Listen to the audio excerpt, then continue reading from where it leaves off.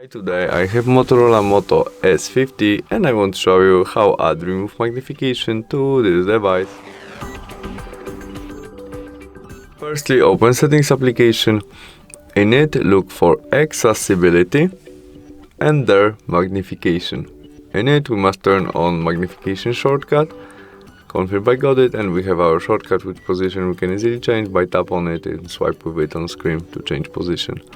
To zoom our screen, tap on Magnification and tap on Screen.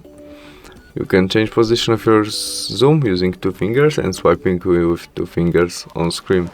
You can also zoom on or zoom out using this feature, or you can go up and down when you use only one finger.